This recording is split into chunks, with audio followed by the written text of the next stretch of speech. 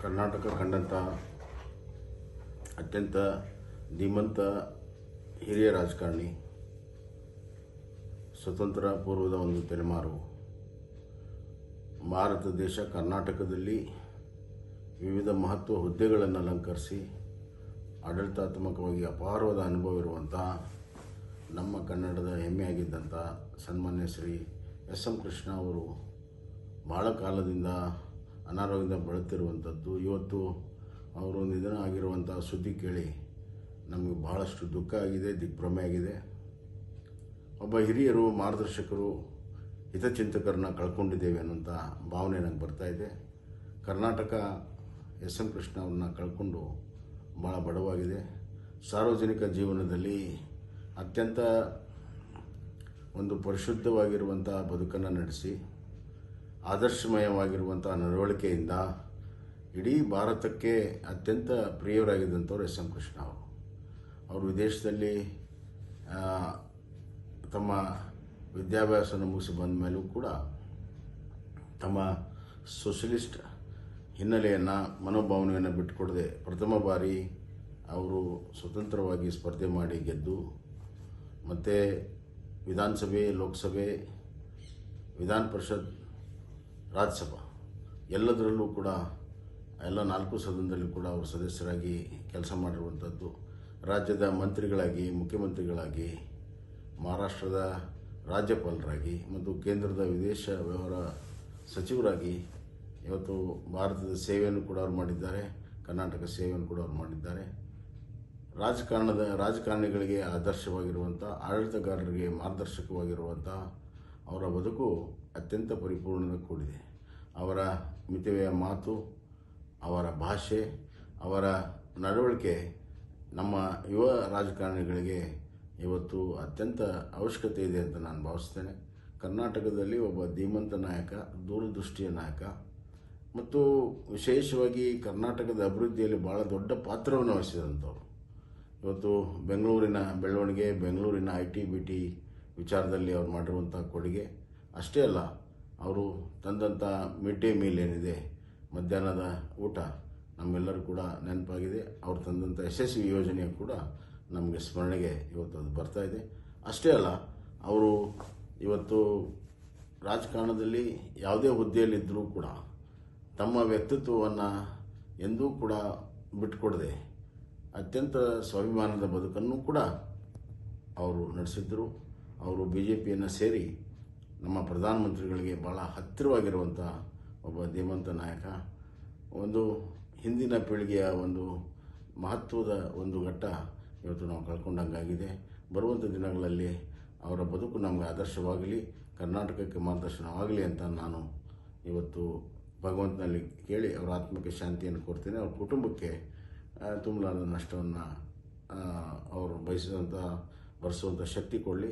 ನನಗೆ ವೈಯಕ್ತಿಕವಾಗಿ ಭಾಳ ಅತ್ಯಂತ ಹತ್ತಿರವಾದಂಥವ್ರು, ಆತ್ಮೀಯರಾದಂಥವ್ರು, ನನಗೆ ಸದಾಕಾಲ ಮಾರ್ಗದರ್ಶನ ಮಾಡುವಂಥವ್ರು, ನಮ್ಮ ತಂದೆಯವರ ಜೊತೆಗೆ ಅತ್ಯಂತ ಆತ್ಮೀಯ ಸಂಬಂಧ ಇರುವಂಥದ್ದು ಈ ಸಂದರ್ಭದಲ್ಲಿ ಸ್ಮರಣೆ ಮಾಡ್ತೇನೆ.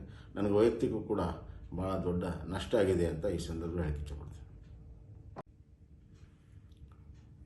ಮಾಜಿ ಮುಖ್ಯಮಂತ್ರಿಗಳಂತ ಮಾನ್ಯ ಎಸ್ ಎಂ ಕೃಷ್ಣ ಅವರು ನಮ್ಮನ್ನು ಅಗಲಿದ್ದು ಭಾಳ ದೊಡ್ಡ ಒಂದು ಆಘಾತವನ್ನು ನಮ್ಮೆಲ್ಲರಿಗೆ ತಂದಿದೆ. ಅವನು ಭಾಳ ಹತ್ತಿರದಿಂದ ನಾನು ನೋಡಿದ್ದೇನೆ. ಎಸ್ ಎಂ ಕೃಷ್ಣ ಅವರು ಮುಖ್ಯಮಂತ್ರಿಯಾಗಿ ಕೆಲಸ ಮಾಡುವಂಥ ಸಂದರ್ಭದಲ್ಲಿ ನಾನು ಪ್ರತಿಪಕ್ಷದ ನಾಯಕನಾಗಿ ಕೆಲಸ ಮಾಡ್ತಾಯಿದ್ದೆ. ಹೀಗಾಗಿ ಅವರ ಒಂದು ಆಡಳಿತ ವ್ಯವಸ್ಥೆ ಮತ್ತು ಅವರ ಒಂದು ವಿಷನರಿ ನನ್ನ ಕಣ್ಮುಂದೆ ಇದೆ. ಸಾಕಷ್ಟು ವಿಚಾರಗಳಲ್ಲಿ ಅವ್ರ ಸರ್ಕಾರವನ್ನು ಟೀಕೆ ಮಾಡ್ತಾಯಿದ್ರು ಸಹಿತ ಎಲ್ಲ ಹಂತದಲ್ಲಿ ಭಾಳ ತಾಳ್ಮೆಯಿಂದ ಇವತ್ತೇನು ನಾವು ನೋಡ್ತಾ ಇದ್ದಲ್ಲ, ಇವತ್ತು ಪಾರ್ಲಿಮೆಂಟ್ ಇರ್ಬೋದು, ಅಸೆಂಬ್ಲಿ ಇರ್ಬೋದು, ಭಾಳ ಗೊಂದಲದಲ್ಲಿ ನಡೀತಾ ಇದ್ದಾವೆ. ಸರಿಯಾಗಿ ಡಿಬೇಟುಗಳು ಆಗ್ತಾಯಿಲ್ಲ, ಚರ್ಚೆಗಳು ಅವಕಾಶ ಇಲ್ಲ. ಆದರೆ ಆ ಸಂದರ್ಭದಲ್ಲಿ ಅವರು ಮುಖ್ಯಮಂತ್ರಿ ಇದ್ದಂಥ ಸಂದರ್ಭದಲ್ಲಿ ನಾನು ಪ್ರತಿಪಕ್ಷ ನಾಯಕನಿದ್ದಾಗ ಸಾಕಷ್ಟು ಹೋರಾಟ ನಾವೆಲ್ಲ ಮಾಡಿದಾಗೂ ಸಹಿತ ಯಾವುದೇ ವಿಚಾರಗಳನ್ನು ಡಿಬೇಟ್ ಮಾಡಲಿಕ್ಕೆ ಅವಕಾಶ ಕೊಡ್ತಿದ್ರು. ಒಳ್ಳೆ ರೀತಿಯಿಂದ ಪರಿಣಾಮಕಾರಿಯಂಥ ಡಿಬೇಟುಗಳು ನಡೀತಾ ಇದ್ವು. ಅದಕ್ಕೆ ಭಾಳ ತಾಳ್ಮೆಯಿಂದ ಉತ್ತರ ಕೊಡ್ತಿದ್ರು. ಮತ್ತು ಇನ್ನೊಂದು ನಾನು ವಿಶೇಷವಾಗಿ ಎಸ್ ಎಂ ಕೃಷ್ಣ ಅವರಲ್ಲಿ ನೋಡಿದ್ದಂತಂದರೆ ಒಂದು ಆಡಳಿತ ಸುಧಾರಣಾ ಒಂದು ರೀತಿಯಲ್ಲಿ ಭಾಳ ಉತ್ತಮವಾಗಿ ಆಡಳಿತ ನಿರ್ವಹಣೆ ಮಾಡಿ ಆಡಳಿತ ವ್ಯವಸ್ಥೆಯಲ್ಲಿ ಸುಧಾರಣೆ ತರುವಂಥ ಕೆಲಸ ಮಾಡಿದರು. ಮತ್ತು ಅದರಲ್ಲಿ ಭಾಳ ಪ್ರಮುಖವಾಗಿ ಅವರು ಹಣಕಾಸು ಸಚಿವರಾಗಿ ಕೆಲಸ ಮಾಡಿದ್ದಾರೆ. ಅದರಲ್ಲಿ ಆ ಬಜೆಟು ಯಾವ ರೀತಿ ಇರಬೇಕು ಮತ್ತು ನಮ್ಮ ಆರ್ಥಿಕ ಶಿಸ್ತನ್ನು ಯಾವ ರೀತಿ ಕಾಪಾಡಿಕೊಂಡು ಹೋಗಬೇಕು ಅನ್ನುವಂಥ ರೀತಿಯಲ್ಲಿ ಚಿಂತನೆ ಮತ್ತು ಅದನ್ನು ಬೇರೆ ಬೇರೆ ಕಾನೂನುಗಳ ಮುಖಾಂತರ ಅದನ್ನ ಇಂಪ್ಲಿಮೆಂಟ್ ಮಾಡಿದ್ದು, ಬಜೆಟದ ಇತಿಮಿತಿ ಎಷ್ಟು ಇದರಲ್ಲಿ ಖರ್ಚು ಮಾಡಬೇಕು, ಎಷ್ಟು ನಮ್ಮ ಬಜೆಟ್ ಲಿಮಿಟ್ ಇರಬೇಕು, ಅದರ ಖರ್ಚು ವೆಚ್ಚ ಎಷ್ಟು, ಇದನ್ನೇ ಒಂದು ರೀತಿ ಕಾನೂನುಬದ್ಧತೆ ಮತ್ತು ಶಿಸ್ತನ್ನು ತರುವಂಥ ಕೆಲಸ ಬಹುಶಃ ಯಾರ್ದಾರ ಕಾಲದಲ್ಲಿ ಮಾಡಿದರೆ ಅದು ಎಸ್ ಎಂ ಕೃಷ್ಣ ಅವ್ರ ಕಾಲದಲ್ಲಿ. ಮತ್ತು ಅಷ್ಟೇ ಅಲ್ಲ, ಅದೇ ಪರಂಪರೆಯನ್ನು ಎಸ್ ಎಂ ಕೃಷ್ಣ ಅವರು ಈ ಒಂದು ಆರ್ಥಿಕ ಶಿಸ್ತನ್ನು ಏನು ತೊಗೊಂಬುದಿರಲ್ಲ, ಅದನ್ನು ಇವತ್ತಿನ ಎಲ್ಲ ಸರ್ಕಾರಗಳು ಅದನ್ನು ಫಾಲೋ ಮಾಡ್ತಾ ಇದ್ದಾರೆ. ಇದು ಭಾಳ ಒಂದು ವೈಶಿಷ್ಟ್ಯಪೂರ್ಣವಾದಂಥ. ಹೀಗಾಗಿ ಒಬ್ಬ ವಿಷನರಿ ಇರುವಂಥ ವ್ಯಕ್ತಿ ಬೆಂಗಳೂರಿನ ಅಭಿವೃದ್ಧಿ ಬಗ್ಗೆ ಭಾಳಷ್ಟು ಕಾಳಜಿ ಹೊಂದಿ ಸಾಕಷ್ಟು ಅದರಲ್ಲಿ ಅಭಿವೃದ್ಧಿ ಪರವಾದಂಥ ಕೆಲಸ ಕಾರ್ಯಗಳನ್ನು ಮಾಡಿದರು. ಇಡೀ ಕರ್ನಾಟಕದ ಒಂದು ಅಭಿವೃದ್ಧಿಗೆ ಒತ್ತು ಕೊಡುವಂಥ ಕೆಲಸವನ್ನು ಮಾಡಿದರು. ಹೀಗಾಗಿ ಒಬ್ಬ ಉತ್ತಮ ಆಡಳಿತಗಾರ ಮತ್ತು ಒಳ್ಳೆಯ ಮುಖ್ಯಮಂತ್ರಿಯಾಗಿ ಕೆಲಸ ಮಾಡಿದರು. ಒಬ್ಬ ಮೌಲ್ಯಯುತವಾದಂಥ ರಾಜಕಾರಣಿಯಾಗಿ, ಒಂದು ಶಿಸ್ತುಬದ್ಧವಾದ ರಾಜಕಾರಣಿಯಾಗಿ ಬೆಳವಣಿಗೆ ತಗೊಂಬಂದರು ಮತ್ತು ಎಲ್ಲರಿಗೂ ಒಂದು ರೀತಿ ಮಾರ್ಗದರ್ಶನ ಮಾಡುವಂಥ ಕೆಲಸವನ್ನು ಎಸ್ ಎಂ ಕೃಷ್ಣ ಅವರು ಮಾಡಿದರು ಅನ್ನುವಂಥ ಮಾತನ್ನು ಹೇಳ್ತೀನಿ. ಹೀಗಾಗಿ ಅವರ ಅಗಲಿಕೆ ರಾಜಕೀಯ ರಂಗಕ್ಕೆ ಒಂದು ದೊಡ್ಡ ನಷ್ಟ ಅನ್ನುವಂಥ ಮಾತನ್ನು ಈ ಸಂದರ್ಭದಲ್ಲಿ ಹೇಳ್ತೀನಿ. ಮಾನ್ಯ ಎಸ್ ಎಂ ಕೃಷ್ಣ ಅವರ ಇವತ್ತು ಅಗಲಿಕೆಯ ದುಃಖವನ್ನು ಭರಿಸುವಂಥ ಇವತ್ತು ಶಕ್ತಿ ಆ ಕುಟುಂಬಕ್ಕೆ ಸಿಗಲಿ ಅಂತೇಳಿ ದೇವರಲ್ಲಿ ನಾನು ಪ್ರಾರ್ಥನೆ ಮಾಡ್ತೀನಿ. ಮತ್ತು ಎಸ್ ಎಂ ಕೃಷ್ಣ ಅವರ ಆತ್ಮಕ್ಕೆ ಶಾಂತಿಯನ್ನು ನಾನು ಕೊಡ್ತಾ ಇದ್ದೀನಿ. ಹನುಮಂತಯ್ಯನವರು ಕಟ್ಟಿಸಿದಂಥ ವಿಧಾನಸೌಧ ಕರ್ನಾಟಕದ ಏಕೀಕರಣ ಸಂಕೇತವಾಯಿತು.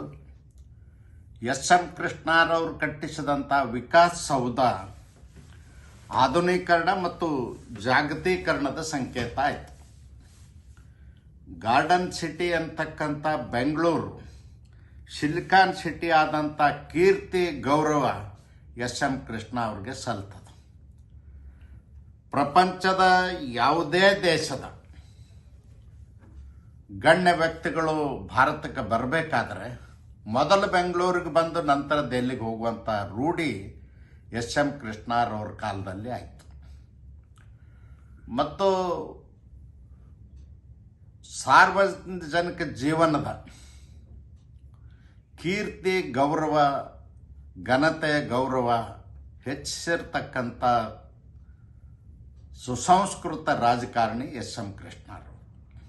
ಅವರ ಅಗಲಿಕೆಯಿಂದ ನಮಗಾಗಿರ್ತಕ್ಕಂಥ ನೋವು, ಅವ್ರ ಕುಟುಂಬ ವರ್ಗದವ್ರಿಗಾಗಿರ್ತಕ್ಕಂಥ ನೋವು ಸಹಿಸುವಂಥ ಶಕ್ತಿ ಭಗವಂತ ದಯಪಾಲಿಸಲಿ ಅಂತ ಹೇಳ್ತೇವೆ, ಪ್ರಾರ್ಥಿಸ್ತೇನೆ.